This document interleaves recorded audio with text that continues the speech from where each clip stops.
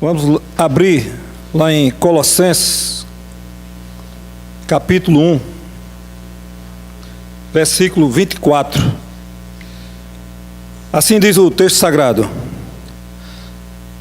agora me alegro em meus sofrimentos por vocês, e completo no meu corpo o que resta das aflições de Cristo em favor do seu corpo, que é a igreja.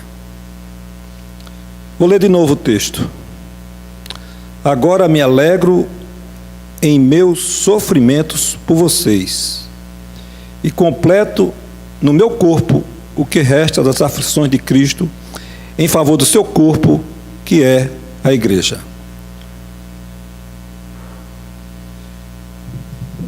Nós tomamos algumas reflexões com relação ao guia, que é o livro de Piper, Evangelismo e Missões, e esse capítulo evidencia um compromisso com Cristo que venha nos custar até a própria vida.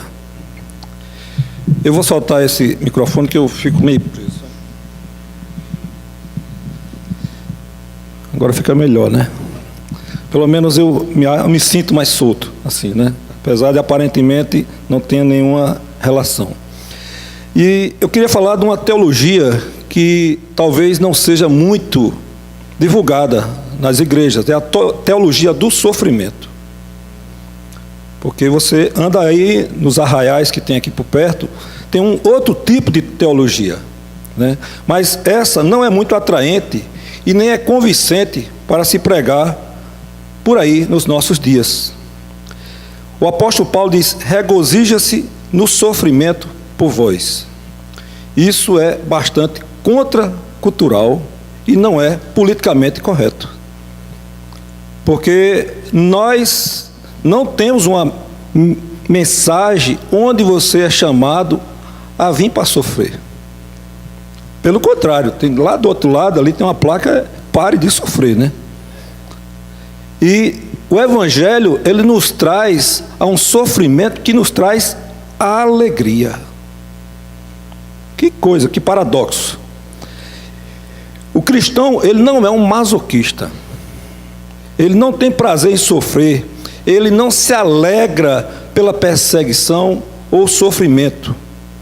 Mas ele sabe que Deus tem uma recompensa maior para ele. O cristão exulta pelo significado desse sofrimento em suas dádivas que Deus dá para que ele venha a ser consolado na perseguição e no sofrimento. O sofrimento da igreja pelo mundo traz mais resultados para o reino de Deus do que a conformação da igreja no mundo. Quando a igreja está conformada com o mundo, ela não faz diferença. Mas quando nós somos contra a cultura, não no sentido da cultura propriamente dito, mas nós temos uma mensagem que vai contra a cultura que é estabelecida no nosso meio, pela qual nós vivemos. Isso traz um confronto. Se o mundo amaldiçoa os cristãos, Deus os chama de bem-aventurados. Na medida em que o mundo impõe aos cristãos sofrimento, Deus derrama sobre ele indizível alegria. E a palavra Macarios, que é bem-aventurado, alegre, essa descreve uma felicidade plena, copiosa, superlativa e eterna. Essa felicidade não é circunstancial. Ela não depende do que acontece na nossa volta. Ela vem do alto e está dentro de nós. Então você está num sofrimento dentro de um plano de perseguição. Não é pelos seus pecados que você sofre. Porque nós sofremos muitas vezes pelo pecado e diz que está sofrendo por amor a Cristo. Precisamos fazer essa dicotomia, essa diferença, quando nós realmente estamos nos entregando à obra de Cristo e sendo perseguidos por amor ao Evangelho. Você vai receber, não que Deus não console as nossas precariedades por causa do pecado. Ele sabe que nós somos pó. Mas existe uma alegria indizível para aqueles que são perseguidos pela causa de Cristo. E isso Deus quer fazer comigo e com você.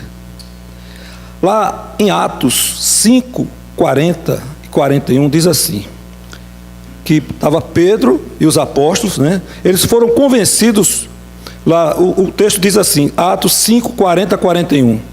Eles foram convencidos pelo discurso de Gamaliel, chamaram os apóstolos e mandaram açoitá-los. Depois ordenaram-lhe que não falasse em nome de Jesus e os deixaram sair em liberdade. Os apóstolos saíram do sinédrio alegres por terem sido considerados dignos de ser humilhados por causa do seu nome. É estranho, né? Você leva uma surra e depois sai se regozijando, né? Mas isso é uma ação sobrenatural de Deus no seu povo, trazendo uma convicção pela qual a esperança que ele tinha e tem do que Deus tem reservado para os seus.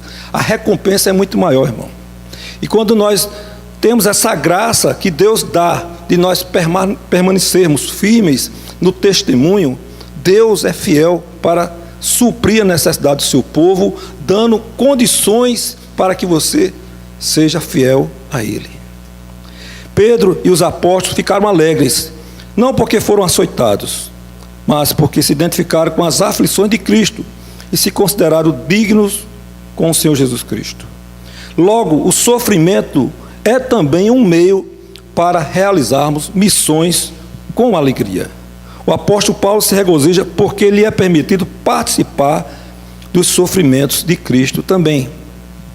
Então, o início do texto diz: há um regozijo no sofrimento. Por quem? Por vós, pela igreja. E Paulo tinha essa convicção, e ele viveu isso no seu corpo. E seguindo aqui a sequência do versículo, ele diz: e preencha o que resta as aflições de Cristo na minha carne. O que significa isso? Preencher o que resta as aflições de Cristo. O sacrifício de Cristo não foi completo? Sim, com certeza. Porque o próprio Jesus disse: está consumado. Ele cumpriu cabalmente todo o ministério pela qual Deus Pai confiou a ele, para que nós pudéssemos ser resgatados, tirados das trevas, trazendo a remissão de pecados para mim e para você. Então, tudo foi cumprido, Cristo cumpriu na íntegra. E por que Paulo fala isso? Por quê? O Cristo exaltado está nos céus e antes de voltar sofre na vida dos seus membros, quanto mais na vida do apóstolo Paulo. Lá em Atos 9, versículo 4 diz assim: ele caiu por terra e ouviu uma voz que lhe dizia: Saulo, Saulo, por que você me persegue? Então, há uma perseguição em cima do povo de Deus, e Cristo estava sentindo isso. Então nós somos coparticipantes no sentido não redentivo, mas no sentido da proclamação do Evangelho do nosso Jesus Cristo, onde nós devemos sentir na carne, no corpo, fisicamente, emocionalmente e espiritualmente. Então essa é a mensagem deste versículo: e preencho o que resta as aflições de Cristo na minha carne. E lá no versículo 16 diz assim: mostrarei a ele o quanto deve sofrer pelo meu nome. Jesus falando a Paulo. Isso está para mim e para você também, irmão. Aí, esse hedonismo que eu estava conversando com o Pierre e até com o Vinícius agorinha, nós não queremos. Nós achamos muito bonito quando ouvimos lá do outro lado, na África, os irmãos lá, dizem: rapaz, os cabas são crentes, né?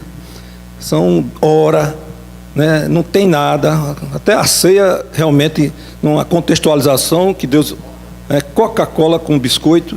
Eu já fiz creme crack com suco de uva, né? Mas Coca-Cola não. Esse pecado. Tá ali. Pronto, ali o irmão, o reverendo ali, Tiago, né? Não, eu quero dizer, a contextualização que você ficou e Deus ministrou para que Ele seja glorificado. E assim Deus faz. Tais aflições eram limitadas por Deus, e a cota estava completa antes que viesse o fim. Lá em Apocalipse, capítulo 6, versículo 11, diz assim: então cada um deles recebeu uma veste branca, e lhe foi dito que esperasse um pouco mais, até que se completasse o número dos seus conservos e irmãos que deveriam ser mortos com eles.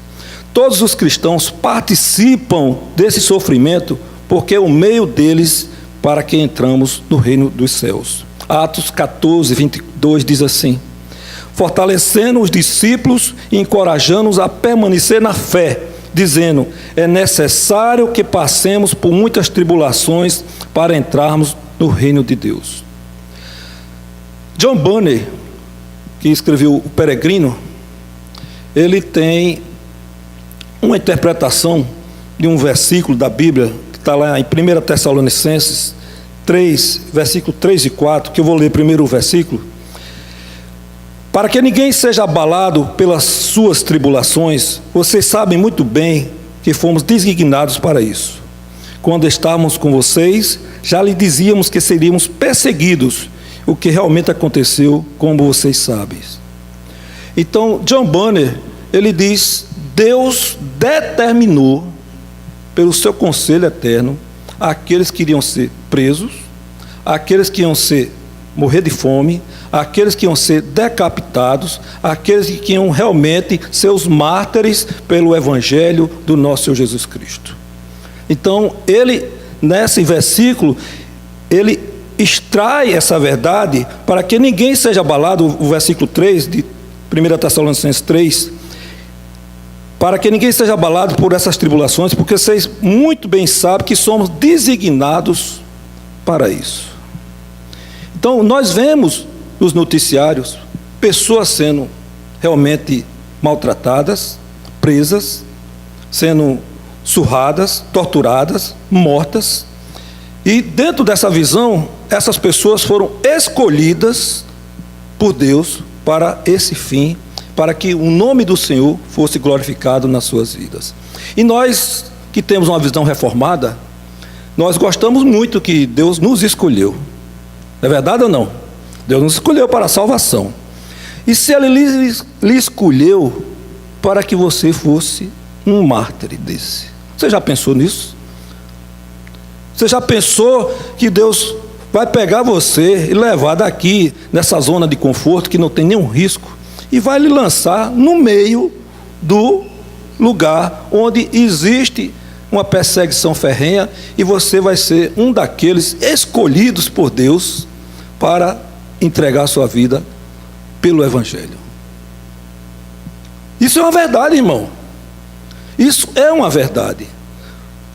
O reverendo ali, o Tiago, esteve lá na África, e ele viveu um contexto totalmente de sofrimento. Eu não sei se há uma predominância nesses países que você foi, muçulmanos. Sim? Na Índia, sim. O risco aumenta substancialmente. Apesar de no Brasil, o risco de você morrer está muito grande também, né? Mas é de bala perdida, né? Não pela causa de Cristo. Aí o risco talvez aqui seja até maior, né? Mas você pode ser um escolhido.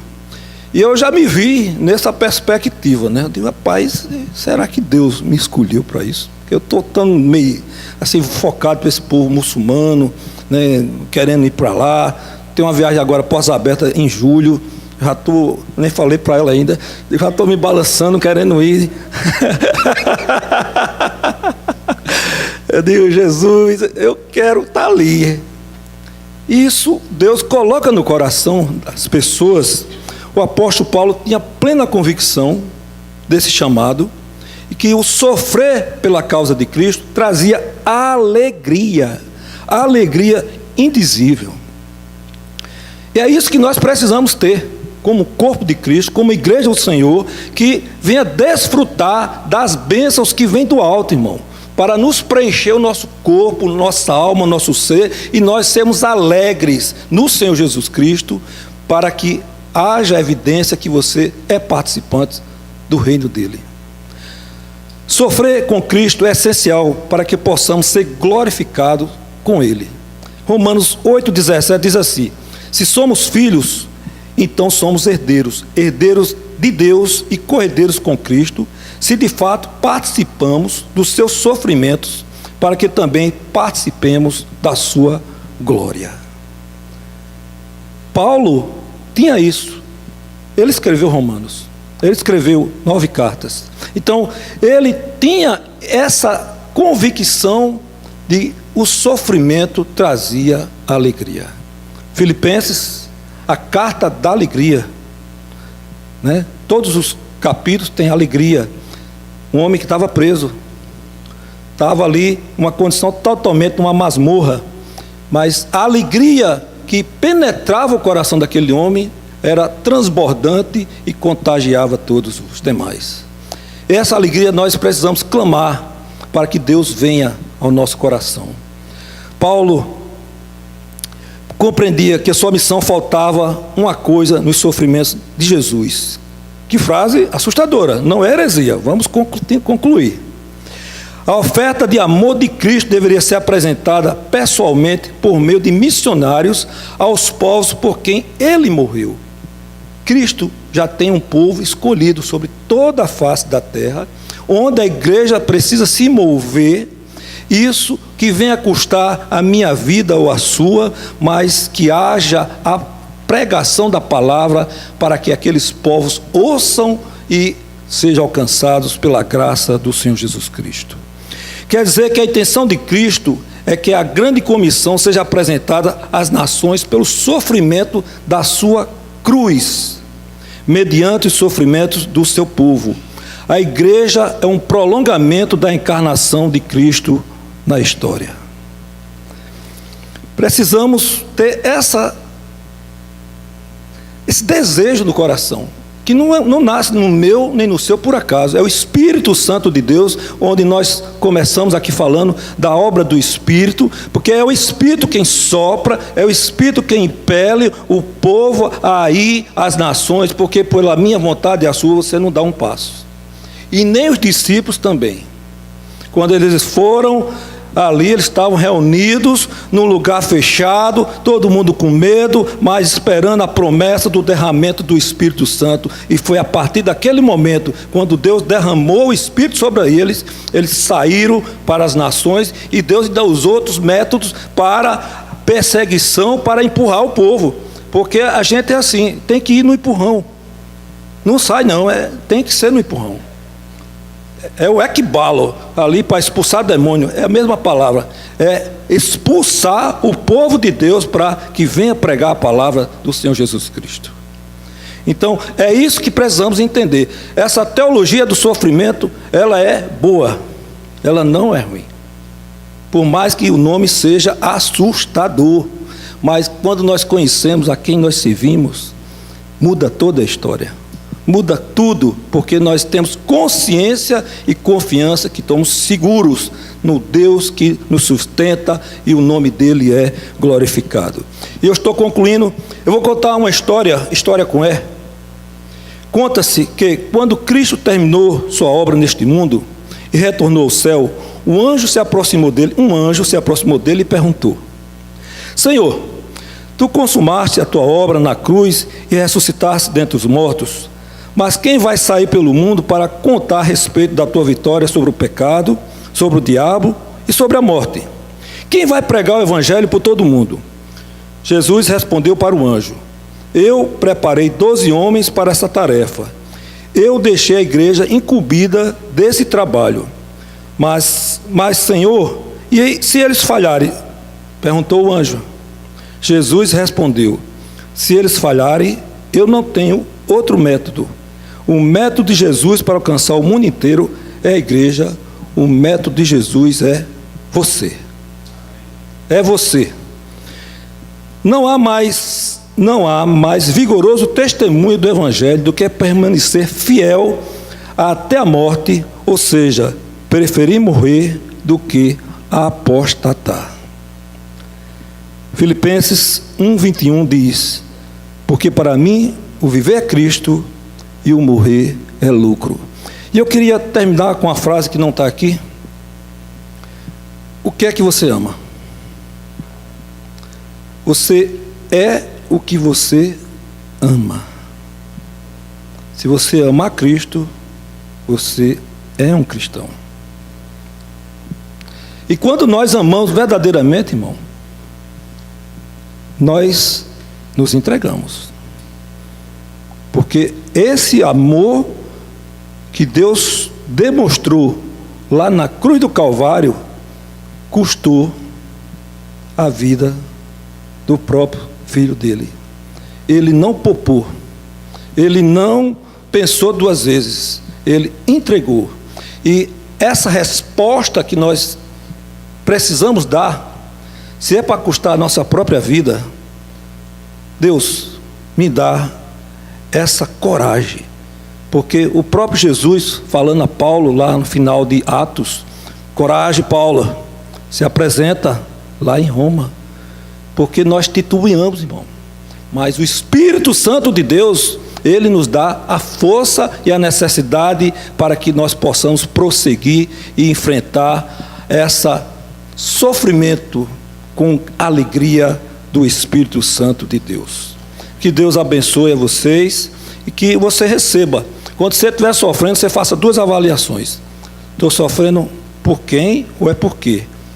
Se é você, nas suas derrapadas, e Deus chega lá, que Ele é misericordioso, ou se é pela causa de Cristo, que vai trazer uma alegria, porque isso é o que nós precisamos viver. Vamos orar? Pai, em nome de Jesus, obrigado pela Tua graça, a Tua misericórdia.